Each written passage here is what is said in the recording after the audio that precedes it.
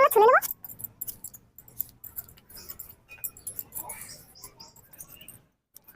বন্ধুরা এইভাবে তেসরা করে একটু ফাল দিয়ে ধুয়ে দেবো। এটা কিন্তু কাঁচা কলা, কাঁচা কলাটা কিন্তু একটু বাকি লাগবে। দেখুন এটা গরম করে নিতে হবে, তাই তেল দিয়ে দেবো কড়াইতে।